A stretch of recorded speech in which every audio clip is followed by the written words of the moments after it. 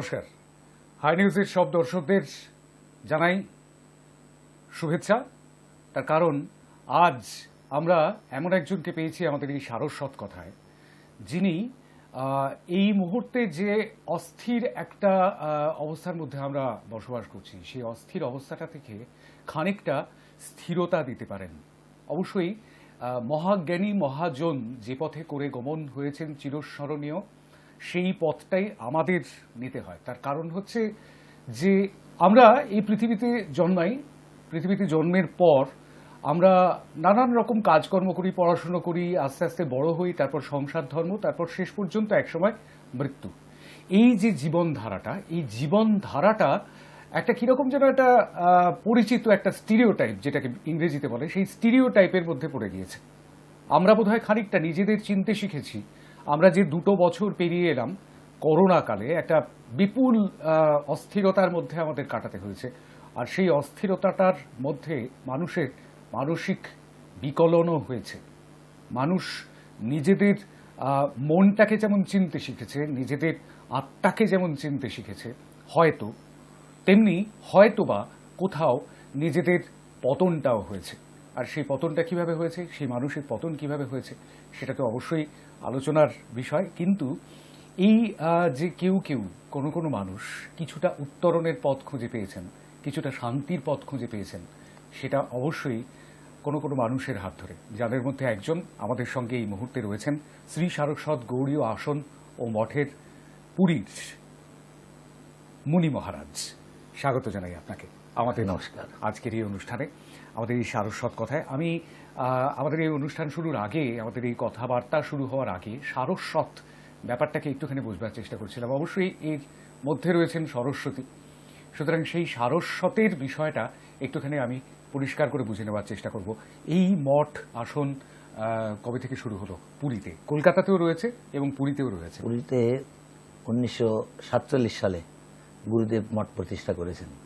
তার 2-3 বছর আগে আমাদের কলকাতা 29B হাজারা রোডে স্থাপনা করেছেন। নবদ্বীপও একটা করেছেন পরবর্তীকালে।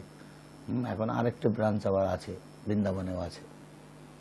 আচ্ছা, মূলত গৌড়ীয় মঠ সারা পৃথিবী ব্যাপ্তই, এখন সারা পৃথিবী ব্যাপ্তই আছে। তার সরস্বতী ঠাকুর হয়েছেন আমাদের গুরুদেবের গুরুদেব, পরম গুরুদেব, যিনি গৌড়ীয় মঠের প্রতিষ্ঠাতা। তার নাম হয়েছে ভক্তি সিদ্ধান্ত সরস্বতী গোস্বামী প্রভুপাদ। গুরুদেব, সেই গুরুদেবের নাম অনুসারেই তিনি সারস্বত গৌড়ীয় আসন বা মঠ রেখেছেন। আসন মানে মঠই, এইভাবে রেখেছেন। তাই পুরীতে যেটা আছে অতি মনোরম মন্দির। যারা গিয়েছেন পুরীতে তারা দেখলে বুঝতে পারেন। অবশ্য তার পিছনে একটু কথা আছে। মহারাজ বলেছিলেন, যখন তার সঙ্গে তার গুরু ভাই ছিলেন ভক্তি বিবেক ভারতী গোস্বামী মহারাজ, তিনি ভক্তি সিদ্ধান্ত সরস্বতী গোস্বামী প্রভুপাদের সন্ন্যাস শিষ্য। তিনি একটি আশা করেছিলেন যে পুরীতে একটা মঠ আমরা বানাবো, পুরীর যাত্রী যদি আমাদের মঠটি না দেখে তাহলে পুরী দেখা তাদের অসমাপ্ত থাকবে। কিন্তু সেই সময় অর্থের অভাবেতে অত সুন্দর করতে পারেননি। পরবর্তীকালে আবার ভগবানই একটি ব্যবস্থা এমন একটা করে দিলেন যে মন্দিরের কিছু ক্রাক হলো, কিছু ফাটল ধরলো। সেইটাই মহারাজ সংস্কার করতে গিয়ে এমন সুন্দর আকারে মন্দির তৈরি করলেন, তখন সকলেই বলতে লাগলো যে পুরীতে এইটা না দেখলে যেন পুরী যেন সকলের অসমাপ্ত থাকবে। কাজে অত্যন্ত মনোরম হয়েছে। তাতে 4 যুগের লীলা কথা দিয়ে মন্দিরকে দেখা যাচ্ছে। ছোট মন্দির, কিন্তু মন্দির সুন্দর। আমি একটু আমাদের দর্শকদের জন্য একটুখানি বলে দিতে চাইবো, সেটা হচ্ছে যে এই যে সারস্বত গৌড়ীয় আসন মঠ যেটা পুরীতে রয়েছে, সেটা ঠিক কোন জায়গাটায়? মানে স্বর্গদ্বারটা সবাই চেনেন, স্বর্গদ্বার থেকে কোন দিকে? রোডটা হচ্ছে 27 রোড। স্বর্গদ্বার থেকে যদি আপনি চলে আসেন পশ্চিম দিকে, তাইলে আমাদের হরিদাস ঠাকুরের সমাধি, তার উল্টো দিকে রয়েছে আমাদের ইস্কন মঠ। ঠিক সেই পাশের গলি দিয়ে, রাস্তা দিয়ে, ওটা 27 রোড, রাস্তা দিয়ে গেলে 2 মিনিট ভিতরে। বেশ, কারণ এর পরবর্তীকালে আমাদের এই অনুষ্ঠানটা একবার পরে হয়তো অনেকেই আগ্রহান্বিত হবেন এবং যাওয়ার কথা ভাববেন, তো তাদের জন্য এই বিষয়টা বলে দিলাম। আমি মহারাজ, আমি একটুখানি অন্য দিকে একটুখানি আসতে চাইবো। সেটা হচ্ছে যে মানুষের ভেতরে অনেক অস্থিরতা।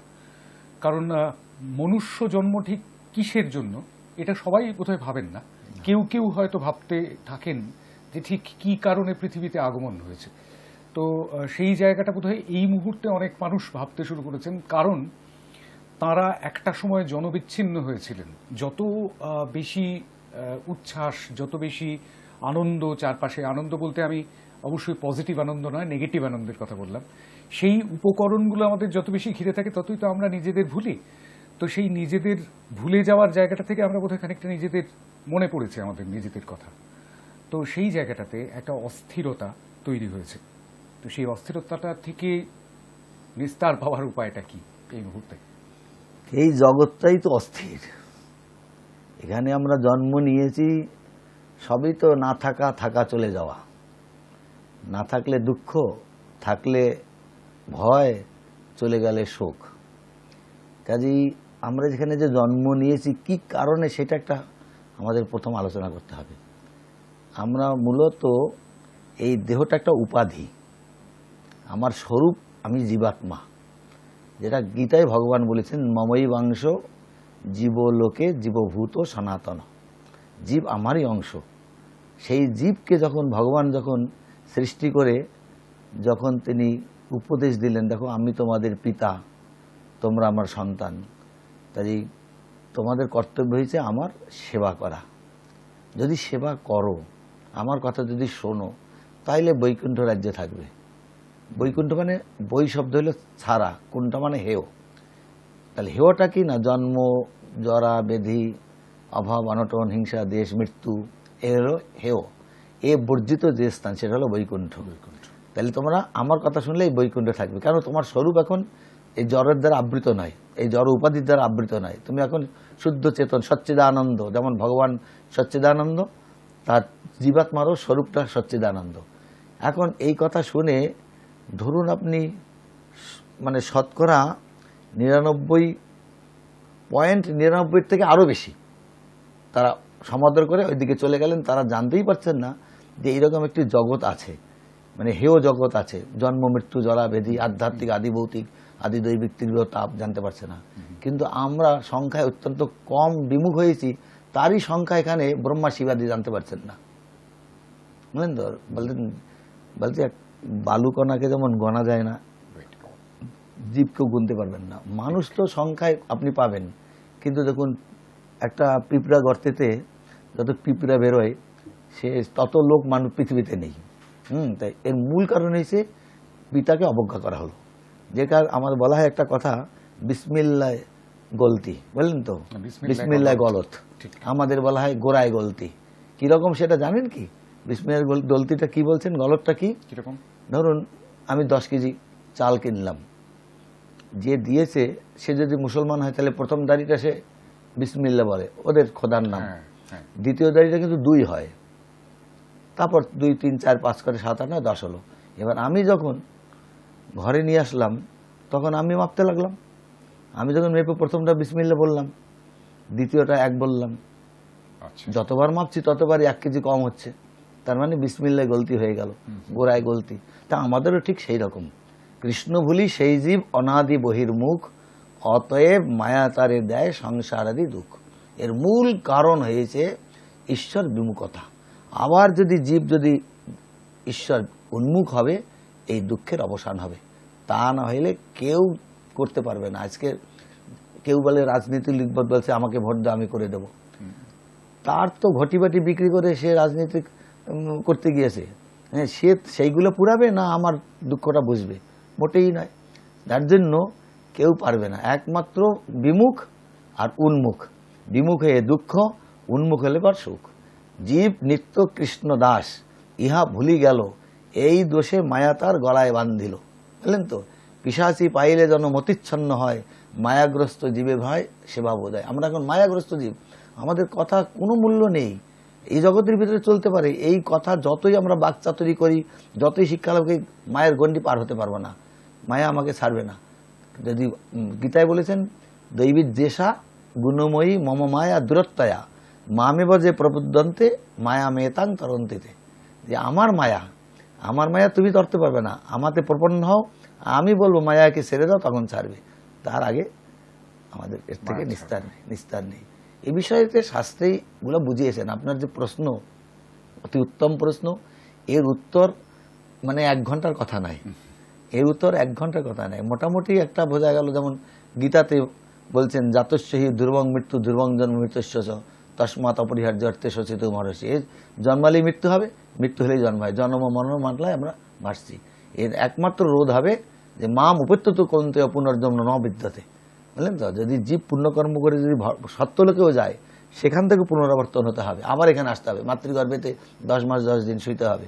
কিন্তু জীব যদি ভগবানকে লাভ করেন, তার পাত্র বিমুখ হয় অশান্তি, যার জন্য লাভ করে, তাইলে তার এই দুঃখের অবসান হবে। আর কোনো উপায় নেই। আমরা যতই চেষ্টা করি না কেন, যতই আপনি দেখুন না, আমাদের সবই তো বাড়ছে, নতুন নতুন জিনিস উঠছে, তাতে কি দুঃখের অবসান হচ্ছে? মোটেই নয়। এই দুঃখ দূর করবার জন্য এই জগতের কেউ পারবে না। যে জগৎপতি তাতে শরণাগত হলে পর, তার কৃপা হলে পরই তিনি এই জগৎ থেকে আমাদের উদ্ধার করতে পারবেন। একটা সময় মনে করা হতো যে বোধহয় মানে প্রচন্ড গরম, আমি একটা ছোট্ট উদাহরণ দিই, গ্রীষ্মকাল, প্রচন্ড গরম, স্কুল থেকে ফিরে আসতাম, ফিরে এসে দেখতাম যে ভারী ভারী পর্দা, সেগুলিকে জলে ভিজিয়ে জানলা দরজা সেগুলোকে আড়াল করা হয়েছে, ঘরটা যাতে শীতল থাকে তার জন্য। মা ঘর মুছে দিতেন যাতে ঘরটা ঠান্ডা থাকে তার জন্য। আমাদের জল রাখা থাকতো মাটির কুঁজোয়, অর্থাৎ মাটির কুঁজো বা মাটির কলসি, হ্যাঁ, মাটির কুঁজোয় রাখা থাকতো জল, এবং যাতে ঠান্ডা থাকে তার গায়েও একটি লাল শালু জড়িয়ে রাখা থাকতো। এখন প্রত্যেকটা ঘরে ঘরেই প্রায় বলতে গেলে রেফ্রিজারেটর বা ফ্রিজ, এখন প্রত্যেকটা ঘরে ঘরেই এয়ার কন্ডিশনিং মেশিন, অর্থাৎ বাতানুকূল যন্ত্র। তো সেই সব থাকা সত্ত্বেও এখন কি মানুষ একেবারেই সুখে রয়েছে? এখন কি মানুষ একেবারেই সুখ, বিষয়টা না হয় আপেক্ষিক, এখন কি মানুষ শান্তিতে রয়েছে? সেটা কিন্তু একটা বড় প্রশ্ন এই মুহূর্তে, যে সব প্রাচুর্যের পরেও শান্তি মেলে কি কোথাও মহারাজ? শান্তিটা হয়েছে ভগবত প্রদত্ত, নিজে নিজে কেউ আনতে পারে না, আর প্রচেষ্টার দ্বারা আসে না। সেজন্য গীতায় বলছেন, তমেব শরণং গচ্ছ সর্বভাবেন ভারত তৎপ্রসাদাৎ পরাং শান্তিং স্থানং প্রাপ্স্যে শাশ্বতম। এ ভগবত কৃপা সাপেক্ষ। এই জগতে বললাম প্রত্যেকটা বস্তুর পিছনে 3টি ধর্ম রয়েছে। না থাকলে দুঃখ, তাহলে যদি আসে তাহলে সুখ হওয়ার কথা না। না থাকলে দুঃখ, থাকলে হয় ভয়, কি করে সংরক্ষণ করব। আর তো সেই বস্তু যদি আমার সামনে চলে যায়, হ্যাঁ, তাহলে যে পরিমাণে আমি তাকে ভালোবেসেছিলাম সেই পরিমাণেই আমাকে দুঃখ পেতে হবে, শোক পেতে হবে। কাজে না থাকলে দুঃখ, থাকলে ভয়, চলে গেলে শোক। কাজেই এখানে আমাদের যত প্রচেষ্টা ক্ষণিক সুখের জন্য, মানুষ পাচ্ছে না কি সংসারে কিছু সুখ পাচ্ছে না, তাহলে থাকছে কি করে? আছে, সেটা অনিত্য সুখ, নিত্য সুখ নাই। অতএব মায়ামোহ ছাড়ি বুদ্ধিমান নিত্য তত্ত্ব কৃষ্ণ ভক্তি করুন সন্ধান। এই ভক্তি পথেতে, ভগবানের সেবাতেই, ভগবানের নাম কীর্তনেতেই, ভগবত মননেতেই শান্তি, আর অন্য কিছু শান্তি আসবে না। মহারাজ, এই সময়ে মানে আমরা যে সময়টার মধ্যে বসবাস করছি সেই সময়টা সরল সময় নয়, সেই সময়টা যথেষ্ট জটিল সময়। আর এই জটিল সময়টাতে মানুষের পাশে থাকবে, সেটাই থাকার কথা, কিন্তু মানুষে ভেদাভেদটা খুব বেশি করে বেড়ে উঠছে। ইদানিং সেই ভেদাভেদটাকে কেউ কেউ ব্যবহারও করছেন। আমরা যা দেখতে পাচ্ছি আশেপাশে, সেই ব্যবহার করার পরিমাণটা ক্রমশ বেড়ে উঠছে। মানুষকে ঘৃণা করতে শিখছে, মানুষকে ভালোবাসার বদলে। তো সেই বিষয়টাকে কিরকম ভাবে দেখছেন? যতক্ষণ পর্যন্ত আমরা ভাগবত কথার কাছে না যেতে পারছি, ততক্ষণ পর্যন্ত এই ভেদাভেদ আরও বাড়তে থাকবে।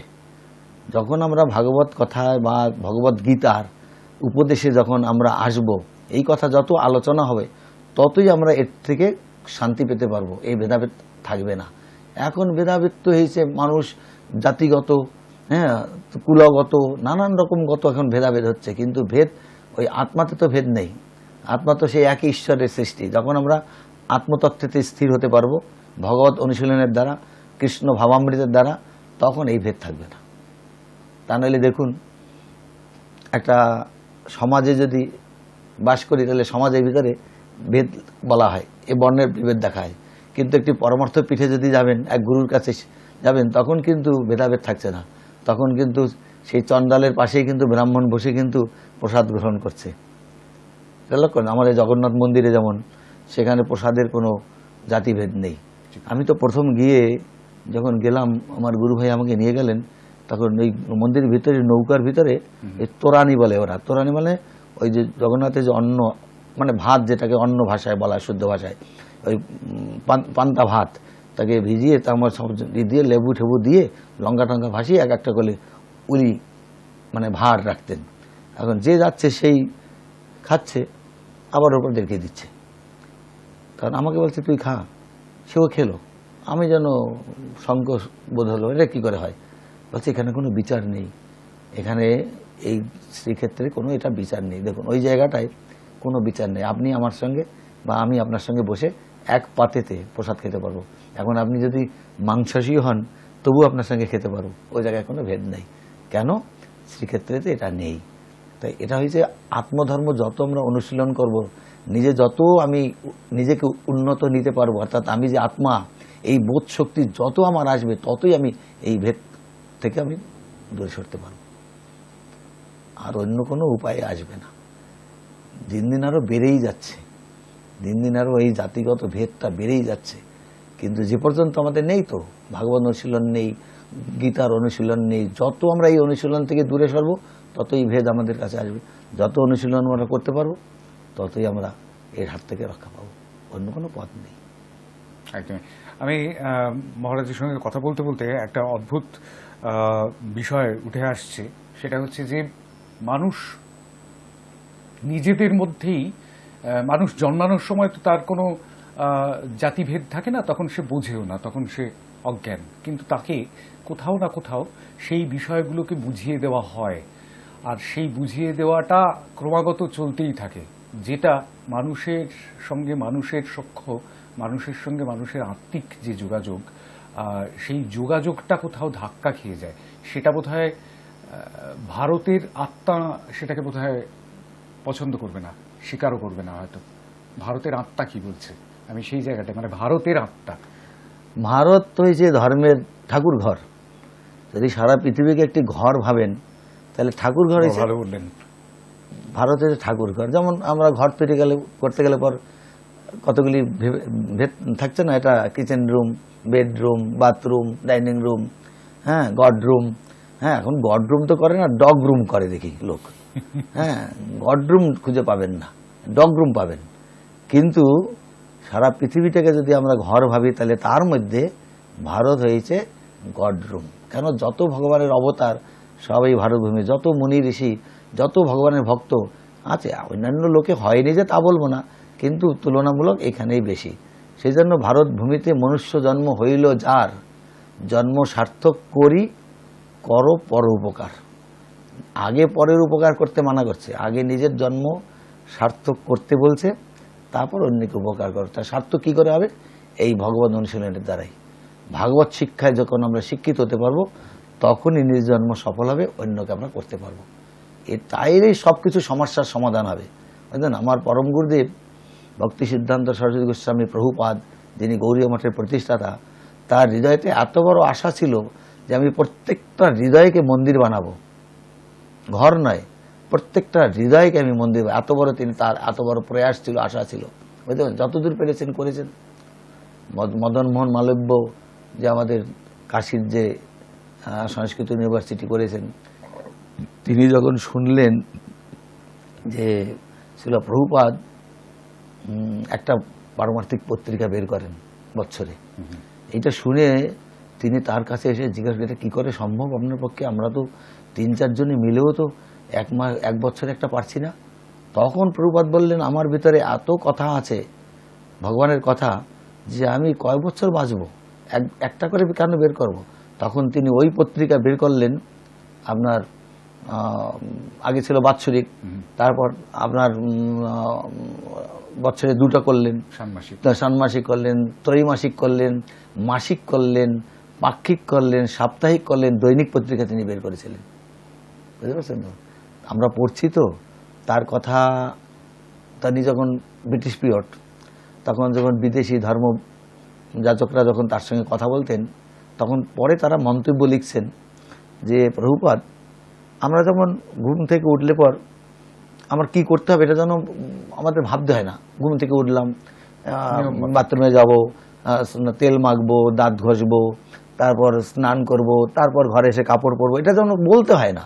ঠিক আপনি যেসব কথাগুলি বলছেন, অপ্রাকৃত কথাগুলি যেন সেগুলি আপনার যেন সাবলীলভাবে আপনি বলছেন, এই কথাটা তারা বলেছেন, জানেন তো। কাজী তিনি প্রতি মুহূর্তেতে ভগবত কথা বলতে আত্মস্থিতেন, বৈকুণ্ঠ দূত। সেই জন্য বলছেন দুর্লভ মানব জন্ম, তার থেকে আরও দুর্লভ হয়েছে ভগবত ভক্তের দর্শন, আরও দুর্লভ। হ্যাঁ, এই বিষয়ে একাদশ স্কন্ধেতে নেমি মহারাজ নবযোগেন্দ্রকে পেয়েছিলেন। নবযোগেন্দ্র হয়েছে এই ভারতবর্ষের পূর্ব নাম ছিল আমাদের অজনাভবর্ষ। রাজর্ষি ভরতের নাম অনুসারে, ভরত অনেক আছে কিন্তু এই ভরত হয়েছে আমাদের ঋষভতনয় ভরত, ঋষভদেবের পুত্র ভরত, তার নাম অনুসারে ভারতবর্ষ হয়েছে।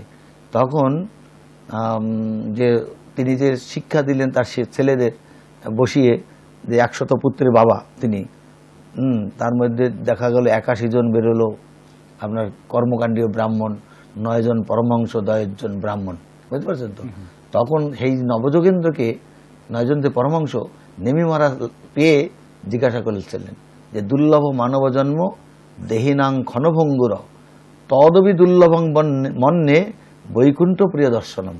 এই ভক্ত দর্শন যে কত দুর্লভ সে বলা যায় না, বুঝতে পারছেন। তার মধ্যে প্রভুপাদ একজন, তিনি এসেছিলেন। তারই আবার শিষ্য যারা আছেন তারা বিদেশে প্রচার করছেন, যেমন অভয়চরণ ভক্তি বেদান্ত স্বামী মহারাজ, তাকে ইস্কনে ওরা প্রভুপাদ বলছেন। তিনি পাশ্চাত্য দেশে হরিনামের দ্বারা একদম বর্ণনা করেছে। মহাপ্রভু ভবিষ্যৎবাণী ছিল, পৃথিবীতে আছে যত নগর আদি গ্রাম সর্বত্র প্রচার হইবে নাম।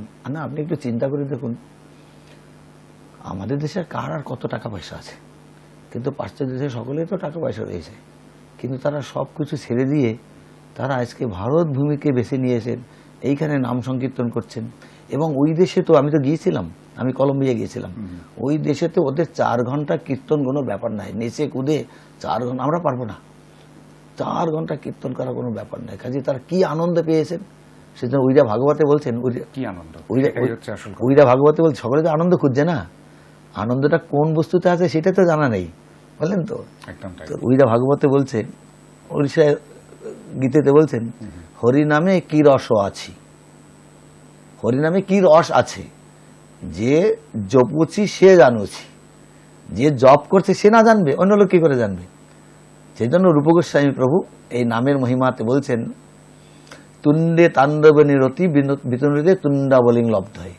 তুণ্ড মানে মুখ, এই মুখ দিয়ে আমি যখন কৃষ্ণ নাম করি, একবার কৃষ্ণ শব্দটা বলছি, তখন বলছি হে বিধাতা তুমি আমাকে একটা মুখ দিয়েছ, যদি অনেক তুণ্ডা বলি, অর্থাৎ অনেক যদি তুণ্ড পেতাম তবে নয় বলে আমার শান্তি হতো। আবার সেই শব্দটা যখন কর্ণ করম্বিনী ঘটয়েতে কর্ণ অর্বদিব্য স্পৃহাম, কানে যখন ভিতরে প্রবিষ্ট হলো তখন বলছেন আমার অর্বুদ কর্ণ স্পৃহা হচ্ছে এই শব্দটা শুনবার জন্য।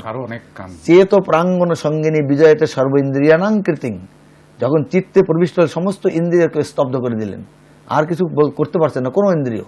ন জানে জনিতা, আমি জানি না, কি অদ্ভীর অমৃতই, কি অমৃতের দ্বারা তৈরি হয়েছে, কি কৃষ্ণ ইতি বর্ণদ্বয়ী, ক্রি এবং স্ন এই বর্ণ। তাই বলুন তো দেখি সে জিনিসে কি আছে। এখন সে ভাবনায় যদি আমরা ভাবিত হই তবে নয় সে জিনিস পাবো, না যদি ভাবনা হয় কি করে পাবো, সেইটাকে তো জানতে হবে, সেগুলো তো আমাদের করতে হবে। কাজে একমাত্র শান্তি শান্তিময়ের কাছে, শান্তিময়, ময় মানে হয়েছে আধার বা খনি, তাই শান্তিময় তো ভগবান, তার কাছে তো, তার কাছে না দৌড়ালে কাছে গেলে পর শান্তি কোথায় দেবে, কে দেবে শান্তি। আমার কাছে বস্তু নাই, আমার কাছে চাইলে আমি দিতে পারবো, বস্তু যার কাছে আছে সে না আমাকে শান্তি দেবে, তাই শান্তিময়ের কাছে যেতে হবে, তাকে ধরতে হবে। আমি একটু আগে বলছিলাম না যে আনন্দ, আমরা তো আনন্দ খুঁজি, কিন্তু সেই আনন্দ যে কিসে রয়েছে সেই বিষয়টা হয়তো বুঝি না তেমন করে।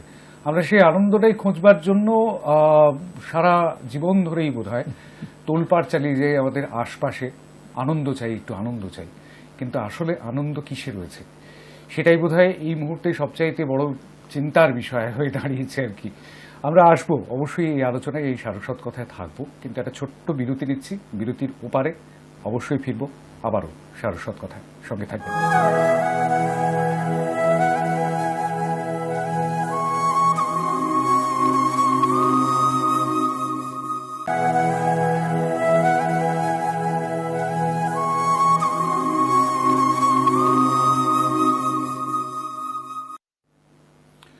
ফিরে এলাম বিরতির পর সারস্বত কথায়। আমাদের সঙ্গে রয়েছেন শ্রী সারস্বত গৌড়ীয় আসন ও মঠের মুনি মহারাজ। আরও একবার স্বাগত জানাই মহারাজ আপনাকে। আমি বিরতিতে যাওয়ার আগে যে বিষয়টা বলছিলাম সেটা হচ্ছে আনন্দ। আনন্দ কোথায় পাবো? আনন্দ তো আমরা সকলেই খুঁজি, কিন্তু সেই আনন্দ ক্ষণস্থায়ী আনন্দ, কিছুক্ষণের জন্য আনন্দ, চিরস্থায়ী আনন্দ নয়। আর সেই চিরস্থায়ী আনন্দেরই খোঁজ বোধহয় মানুষের সারা জীবন জুড়ে থাকে। হয়তো মানুষ জানতেও পারে না আদতে সে মনের গহীনে সেই আনন্দেরই খোঁজ করছিল।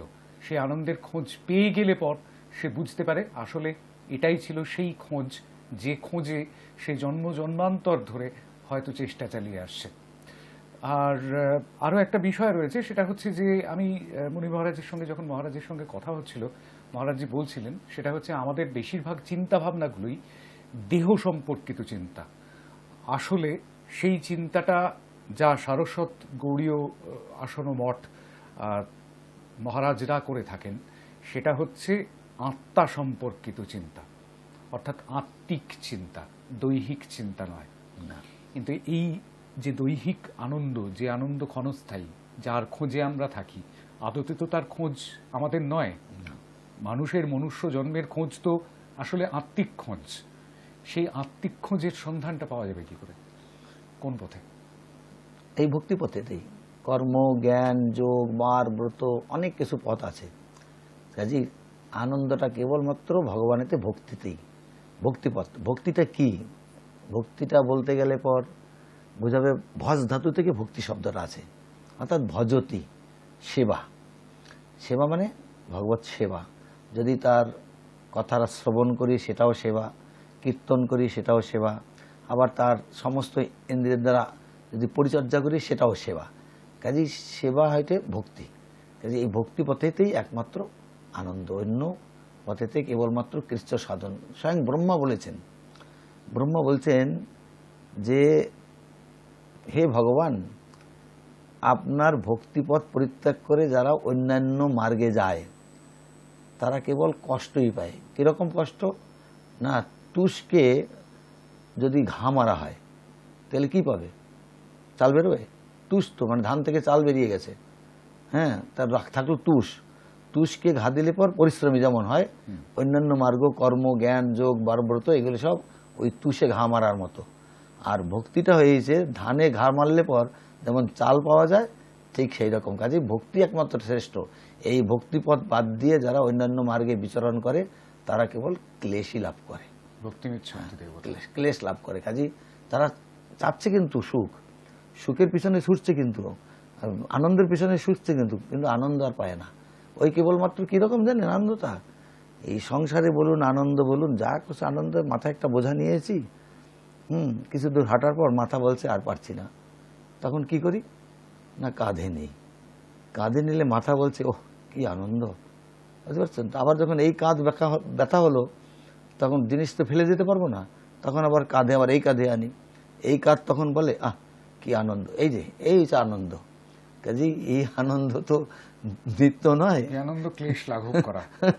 কাজেই আনন্দ বলছি যে এক কৃষ্ণ নামেতে যত পাপ হরে, পাপীর সাধ্য নাই তত পাপ করে, বুঝতে পারছেন তো? সেই কৃষ্ণ নামেতেই সমস্ত পাপ দূর হবে এবং আনন্দ আসবে। আর অন্য কিছুতে আনন্দ, আনন্দময় বস্তু তিনি আনন্দ দান করবেন। তার কাছে গেলে না পাবো আমরা, আর তার কাছে, হ্যাঁ, তার কাছে যদি আমি না যাই তাহলে কি করে আনন্দ পাবো? কাজেই তাকেই ধরতে হবে সব। সেজন্য অশোক, অভয়, অমৃত, তিনটা কথা ভগবানের চরণ যুগলকে আশ্রয় করে আসে। অশোক মানে শোক নেই, অভয় মানে ভয় নেই, অমৃত মানে মৃত্যু নাই। তাই যদি অশোক ও অভয় অমৃত আধার, তোমারও চরণোদ্দয়, তাহাতে এখন বিশ্রাম ও লভিয়া সারিনু ভবেরও ভয়। ভবের ভয় চলে যাবে আপনি মৃত্যুর মাথায় পা দিয়ে চলে যাবেন। হ্যাঁ, আমাদের মৃত্যু ভাবা, আমরা মৃত্যু ভয় করি, আমরা মৃত্যুর নাম শুনলে পরে ভয় করি, আর মৃত্যুর মাথায় পা দিয়ে চলে যাবেন। এই বিষয়ে শাস্ত্রে ভরি ভরি প্রমাণ আছে, বুঝতে পারছেন তো? তারা মৃত্যুর মাথায় পা দিয়ে তারা চলে যাচ্ছে। একদম মহারাজ, আপনার কথার থেকে আমি একটা মানে সাম্প্রতিক ঘটনাবলীর কথা বলবো অবশ্যই। সেটা হচ্ছে যে আমরা খুব অতি সম্প্রতি দেখলাম পরপর বেশ কিছু আত্মহত্যার ঘটনা ঘটলো। এমন কয়েকজন মানুষ সেই ঘটনাগুলি ঘটালেন যারা আমাদের বিনোদন জগতের সঙ্গে জড়িত, প্রাচুর্যের মধ্যে রয়েছেন, প্রতি মুহূর্তে প্রচুর কাজের মধ্যে রয়েছেন, যেটাকে আমরা গ্ল্যামার ওয়ার্ল্ড বলি, সেই গ্ল্যামার ওয়ার্ল্ডের সঙ্গে তাদের যোগাযোগ, কিন্তু তারা হঠাৎ কোথায় যেন জীবনের প্রতি সমস্ত মায়া হারিয়ে ফেললেন এবং তাদের জীবনের আর কোনো উদ্দেশ্য রইল না। তারা মৃত্যুর কুয়োর মধ্যে ঢুকে পড়লেন। এটা মৃত্যুটাকে যদি আমি একটু কূপ বলে কল্পনা করি, সেই কুয়োর মধ্যে, কূপের মধ্যে যে যেভাবে পারছে সেভাবে মৃত্যুবরণ করেছে। একদম, কেউ বিষ খেয়েছে, কেউ ঝুলেছে, কেউ এরকম করেছে। ঠিক ঠিক। তো কাগজ কলমে দেখতে পাচ্ছি। মানে এই ক্রাইসিসটা, এই সমস্যাটা ঠিক কোথা থেকে উদ্ভব? চাহিদা। আশাহি পরম দুঃখম নৈরেশ্যই পরম সুখম। মানুষের আশা যত পাচ্ছে তত আশা বেড়ে যাচ্ছে। আশা নিবৃত্তি না হলে তখন সে অন্য পথ বেছে নিচ্ছে আর কি। কাজেই আশা করতে হবে, আশাটাকে তো ফেলা যাবে না। আশাটা তো থাকবে, কিন্তু কি আশা থাকবে? নিত্য বস্তুতে আশা করো। অনিত্যের আশা করলে পর তার পিছনে ছুটতে মৃত্যুই হবে। এটা তো স্বাভাবিক। তাই বলছেন সাধারণত দেখা যায় না, আমাদের আশাতে কেউ ডাকে, কেউ ভয়েতে ডাকে, কেউ কর্তব্য বুদ্ধিতে ডাকে ভগবানকে, বললেন তো, কেউ আশা নিয়ে ডাকে। এই জগতের আশার পিছনে তো মানুষ ছুটছে, কিন্তু ভগবত রাজ্যেও দেখা যায় কেউ ভগবান কিছু যদি দেয় আমাকে, সেজন্য ভগবানকে ধরে, বললেন তো। আবার কেউ ভয়েতে, এই বাড়ি থেকে বেরোলাম, ঠাকুরকে প্রণাম টনাম করে বেরোলাম, যদি আবার ঠাকুর ভালোভাবে যেন ফিরে আসি, ওই জন্য ঠাকুর রইল, বললেন তো। আর কেউ কর্তব্য বুদ্ধিতে রাখে, যে হ্যাঁ আমাকে মাতৃগর্ভে যিনি বাঁচিয়ে রেখেছেন, ভূমিষ্ঠ হলাম, ভূমিষ্ঠ হয়ে তার দানগুলি আমরা নিতে লাগলাম, আমাদের বায়ু নিতে লাগলাম, আলো নিতে লাগলাম, জল নিতে লাগলাম, তার প্রতি একটা কর্তব্য আছে। তাহলে আশা, ভয় আর হলো কর্তব্য, এর মধ্যে কর্তব্য বুদ্ধিটা শ্রেষ্ঠ। যদি মানুষের যদি কর্তব্যবোধটাও যদি জাগ্রত থাকে, তাহলে তো ভগবানকে ভুলে থাকতে পারে না। এটাও মানুষ হারিয়ে ফেলেছে, যে আপনি আমাকে উপকার করেছেন, আপনার প্রতি আমার উপকার করা কর্তব্য, এই জ্ঞানটুকু বর্তমান মানুষ হারিয়ে ফেলেছে। সে সুইসাইড করবে না, কি করবে?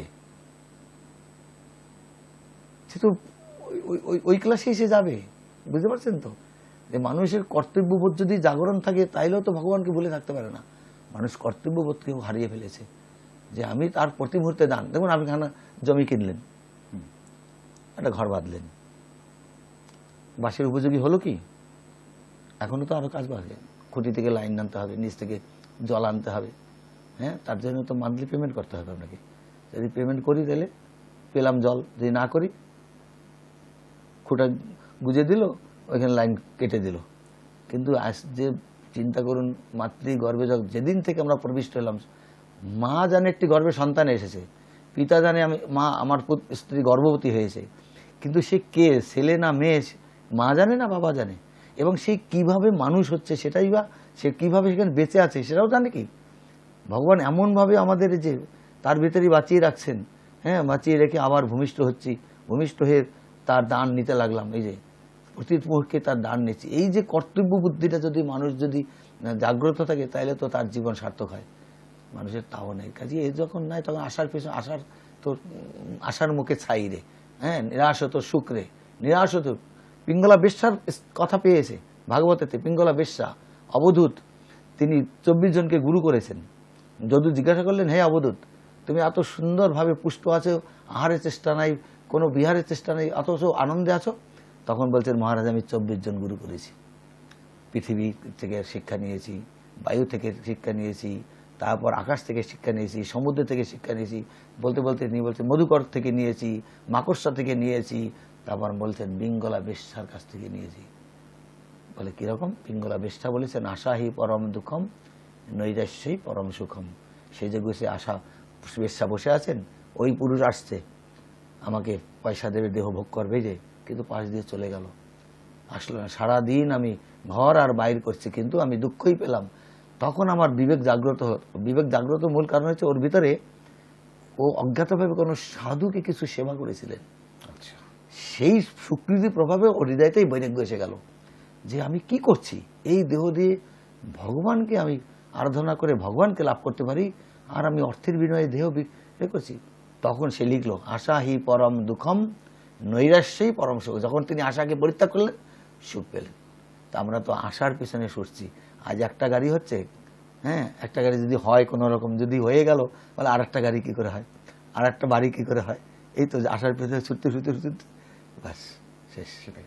যখন সে আশাকে পরিত্যাগ করলো, পরম পরম পর শ্রেষ্ঠ সুখেতে বিচরণ করলেন। কিন্তু কিন্তু কিন্তু মানে সংসারী মানুষ, যেমন ঠাকুর শ্রী পরমহংসদেব বলেছেন যে গৃহী সন্ন্যাসীও হয়।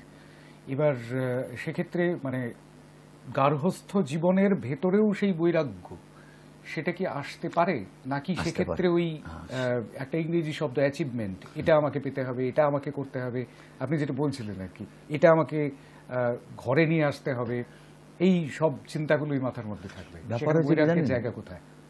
ঠাকুর মশাই যা বলেছেন, ওনার ভাবধারাতে উনি বলেছেন, ভাগবত কথা হয়েছে সর্বোপরি। তো বলছেন সকলকেই সংসার ত্যাগ করতে হবে না, সংসারে বসে ভজন করতে পারলে তো অতি উত্তম।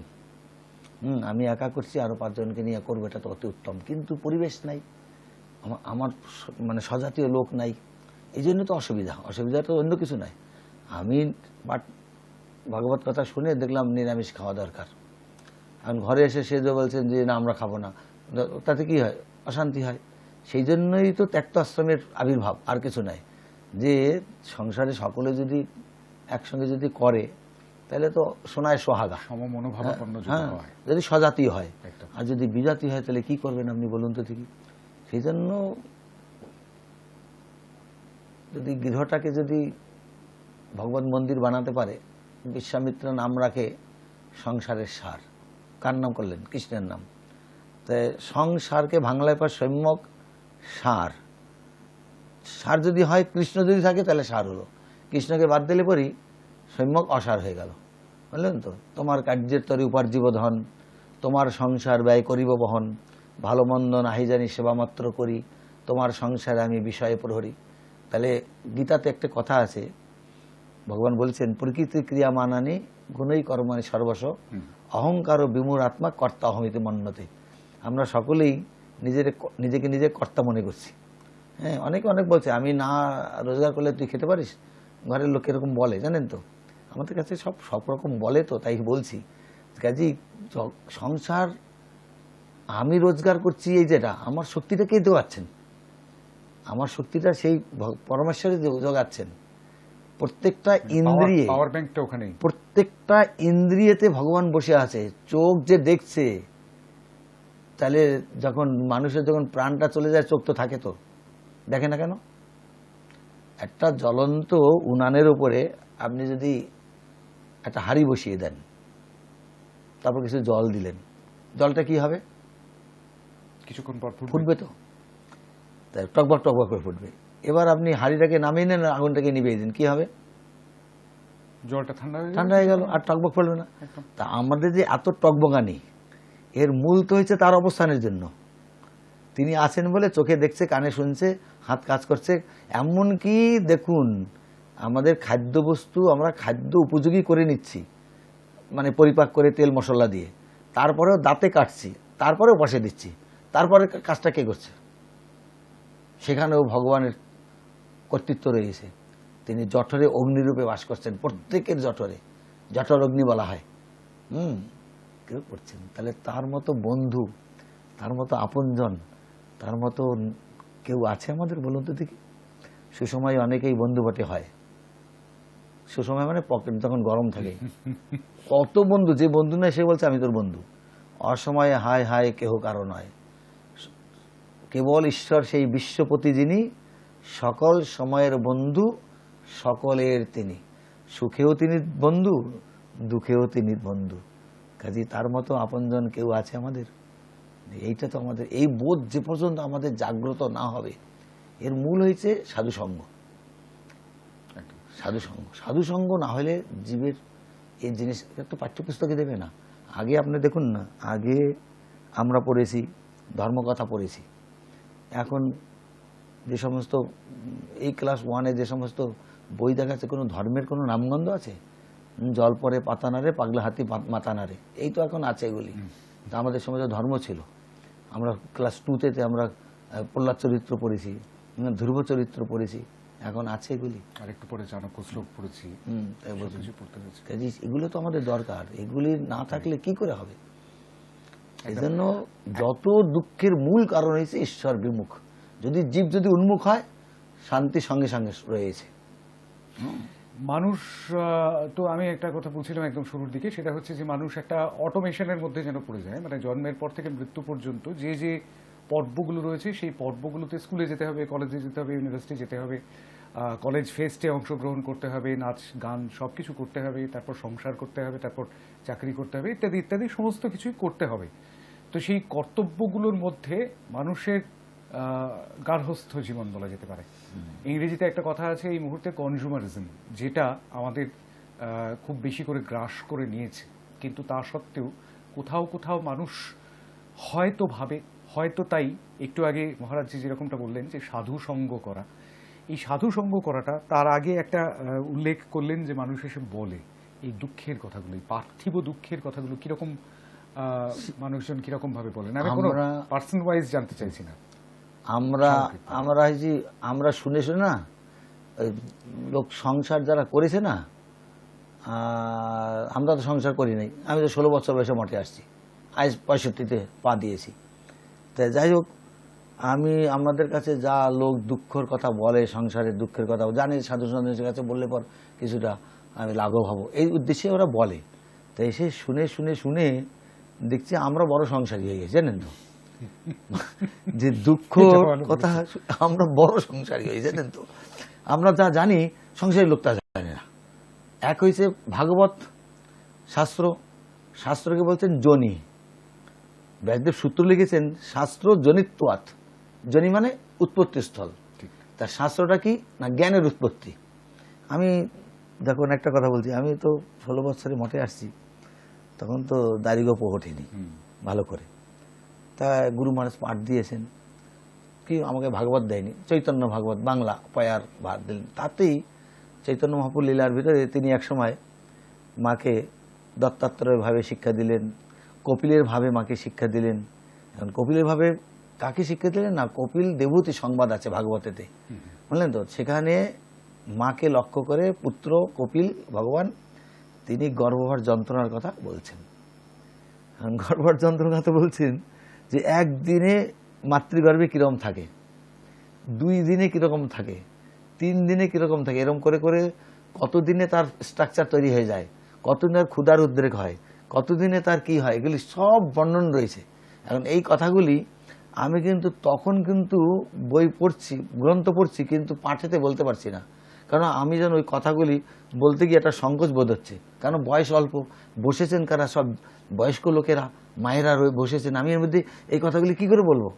কিন্তু যখন 1বার 2বার পাঠের পর তখন বলছেন আমাকে তখন বলতেই হবে, তখন বলছি, তখন ওই মায়েরা বলতো যে এই ছেলেটা সেদিনকে মঠে আসলো, না করলো সংসার, এত কথা কি করে জানে গো। তো বলছেন শাস্ত্র জনিত্বাৎ, শাস্ত্র হয়েছে জনি সদৃশ।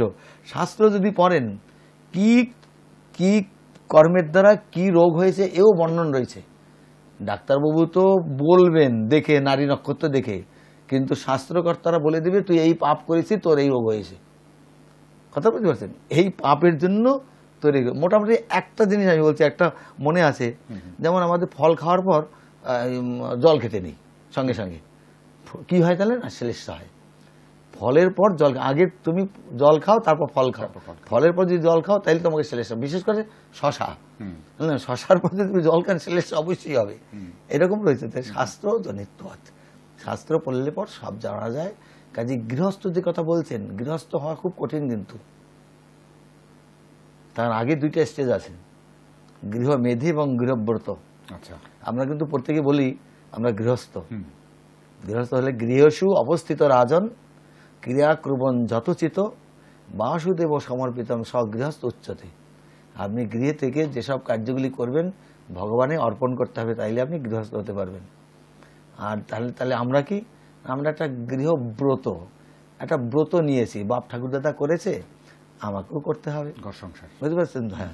আর গৃহ মেধি, আমার মেধাটা ওর বাইরে আর চিন্তা নেই, ওই কি করে আনবো, কি করে খাবো, কি করে পুত্রকন্যা পোষণ করবো, এর বাইরে আর নেই, মানে ধর্মযাজন সাজন কিচ্ছু নেই। আর গৃহস্থ হলে পর ধর্মযাজন রয়েছে। হ্যাঁ, কেন ভগবানকে নিয়ে আমি ঘর বেরিয়েছি, তিনি ঘরের কর্তা, আমি ঘরের কর্তা নাই।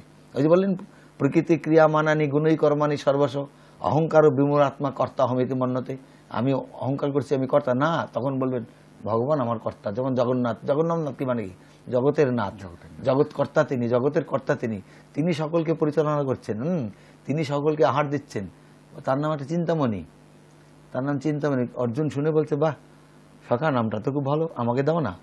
বলে হ্যাঁ দেবো, কিন্তু কাজ করতে হবে। বলে কি কাজ করবো? বলে সমুদ্রে ডুব দিয়ে পাথর আছে নিয়ে আসো। পাথর নিয়ে আসলেন, বলে এই নাও পাথরের নিচে নাম দাও। অর্জুনের খুব পছন্দ হয়েছে, চিন্তামণি নামটা নেবে। তাই বলছেন এখনো কাজ আছে। বলে কি কাজ? বলে ওটা ভাঙো। ভেঙে দেখছে অর্জুন যে তার ভিতরে একটা পিঁপড়ে, তার মুখে সদ্য একটি অন্ন ভাত। তখন অর্জুন চিন্তা করলো সমুদ্র, তার নিচে পাথর, তার মধ্যে পিঁপড়ে, তার আবার আহার, এত চিন্তা করতে হবে আমাকে? বলে সব আমার নাম দরকার নেই, কামও করতে পারবো না, দাম হবে। তাই ভগবান তো চিন্তা, সকলে চিন্তা করে।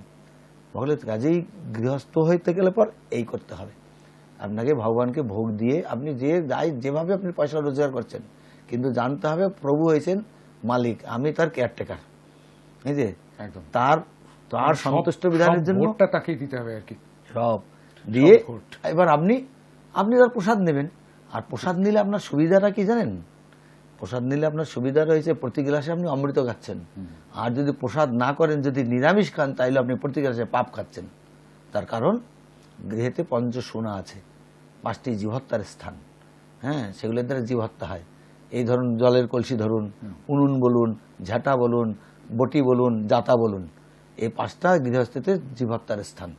কাজেই আমরা উনুন জ্বালবো নিজের জন্য, যখনই জ্বালবো তখনই পতঙ্গ ধর্ম হয়েছে আগুনের রূপ দেখে ঝাঁপ দেবে। ও বিচার করবে না যে আমি এখন মরবো কি বাঁচবো, বুঝলেন? তখনই তার প্রাণটা যাবে। তা আমি খাবার জন্য করলাম, প্রাণটা ওর গেল, সেটা তো আমার গায়ে লাগলো। বলে মঠ মন্দিরে হয় না, ঝাড়ু দেবেন আপনি, ঝাড় দিয়ে ওখানে পিঁপড়া লাইন চলে যাচ্ছে, তারপর আপনি ঝাড় দেবেন, ওর উপরে চালিয়ে দেবেন, কার ঠ্যাং ভাঙলো, কে মুখ ভাঙলো, কারো একেবারেই চলে গেল, তার পাপটা তো আমার গায়ে লাগলো। মঠ মন্দিরে তো 4বার করে ঝাড় দেয়, তার মধ্যে তো পিঁপড়া আছে তো। বলে কিন্তু বলছেন যে ওটা ভগবত মন্দির, ভগবানের মন্দিরের জন্য যদি মত নিমিত্তং কৃতং পাপমপি ধর্মায় কল্পতে, আমার নিমিত্ত যদি তোমার পাপ অনুষ্ঠান করতে হয় সেটা হবে ধর্ম, আর আমাকে অনাদর করে যদি ধর্ম করো সেটা হবে পাপের ভিতরে গণ্য, বুঝলেন? সেই জন্য এই পঞ্চসোনা, কিন্তু সেই বস্তু ভগবানকে রান্না করতে গেলে যে যদি কিছু পাপের অনুষ্ঠান করতে হয়, যেমন লাউড ডগা কাটবেন, পুট ডগা কাটবেন, পাপ হলো না? কিন্তু ভগবানের জন্য করলেন, তাকে যখন অর্পণ করলেন, তার দৃষ্টিতে সেটা অমৃত হয়ে চলে আসলো, পাপশূন্য হয়ে গেল। সেজন্য গীতায় বলেছেন যে পচন্তি আত্মকারণাৎ, নিজের জন্য যে রান্না বান্না করে খায় সে প্রতি গ্রাসে পাপ খায়। বাহ, আজকে অনেকগুলো বিষয়ের উল্লেখ হলো। আমি একদম বারবার এই কথাটাই বলি, আমরা যে সময়টায় বসবাস করছি সেই সময়টা অনেকটাই আত্মকেন্দ্রিক, মানুষ অনেকটাই নিজের জন্য ভাবনা চিন্তা, অন্যের জন্য নয়, অনেকটাই খুব জটিল একটা চক্রের মধ্যে, সেটা অলাত চক্র বলতে পারেন হয়তো, সেই অলাত চক্রের মধ্যে আমরা ওই ভিশাস সার্কিটের মধ্যে ঘুরছি, ক্রমাগত ঘুরছি। আমি একদম শেষে আমাদের মহারাজজির কাছে একটুখানি জানতে চাইব, সেটা হচ্ছে যে আমাদের দর্শকরা যারা এই অনুষ্ঠান দেখছেন তাদের উদ্দেশ্যে কি বলবেন? তাদের উদ্দেশ্যে বলবো, দেখো দর্শকবৃন্দ, আমরা যদি সকলেই আমরা শান্তি চাই, শান্তি খুঁজি, তাহলে সে শান্তিময়কেই ধরতে হবে। শান্তিময় হয়েছেন ভগবান, তার যদি আমরা উপাসনা করি, সাধুসঙ্গতে জেনে কিভাবে তাকে করতে হবে, নিজের খেয়াল খুশি মতো করলে হবে না, হ্যাঁ, যদি করি তাহলে ভগবান অত্যন্ত দয়াবান, তিনি আমরা যদি 1 পা এগোই তিনি 10 পা এগিয়ে আসবেন। জগন্নাথ তো একবার হাত এরম করেই আছেন, সে নামাচ্ছেন না কেন? দেখো আমার অভয় হস্তের ভিতরে কি আছে, আমার আলিঙ্গনের ভিতরে কি আছে, একবার স্পর্শ করো। যারা নেমেছেন তারা পেয়েছেন, যে নামতে পারবে সেই পাবে, যে তাকে ধরতে পারবে সেই পাবে। হ্যাঁ, আমাদের গুরু ভাই, অনেক গুরু ভাই আছে, তারা ছিল আগে, তারা 3x রাম হাতে, বললেন তো, নবদ্বীপ মঠে গিয়ে বললেন আমাকে দীক্ষা দিন, ঢুলতে বলছেন, মহারাজের তো অবস্থা খারাপ, বাবা এই মাতাল ঢুকে গেছে, কি করি বাবা, আমাদের এখানে দীক্ষা দেয় না। কে দেয় না? আমাদের গুরুদেব আছেন কলকাতার মঠে, তার অ্যাড্রেস দিন, অ্যাড্রেস নিয়ে জানেন যেখানে কীরকম আশ্চর্য দেখুন, গুরু মহারাজের কাছে যেতে গেলে পর আগে নিজ থেকে পারমিশন নিতে হবে। শিখ বেটা কীরকম একবারে চলে গেল মহারাজের কাছে, জানেন কারো চোখে ধুলি দিয়ে চলে গেল, গিয়ে মহারাজকে বললেন, মহারাজ নবদ্বীপে গিয়েছিলাম, দীক্ষা চেয়েছিলাম, দীক্ষা দিলে না, এই কলকাতার অ্যাড্রেস দিলে, আমি আপনার কাছে আমাকে দীক্ষা দিন।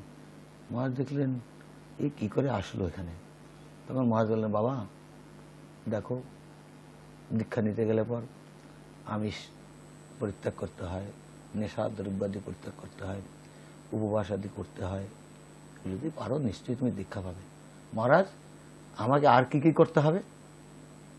দেখুন সৎসঙ্গের ফলটা খালি দেখুন, তুমি এগুলি পারলেই তোমাকে দীক্ষা দেবো আমি।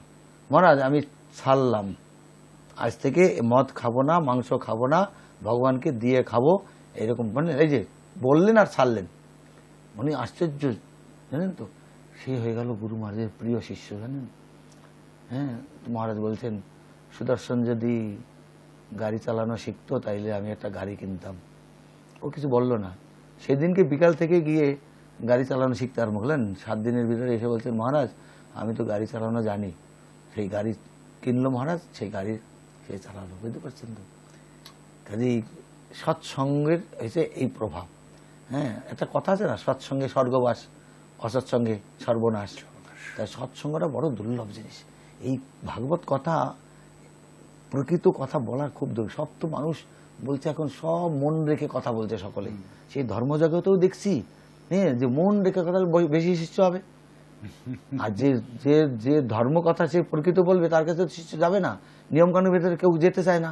আর একটা নিয়মকানুন তো সব জায়গায় তো নিয়মকানুনে চলছি আমরা। পুলিশ যে চাকরি করছে সে কি সিভিল ড্রেসে যাচ্ছে? তাকে তো খাগিয়ে বসা পড়তে হচ্ছে।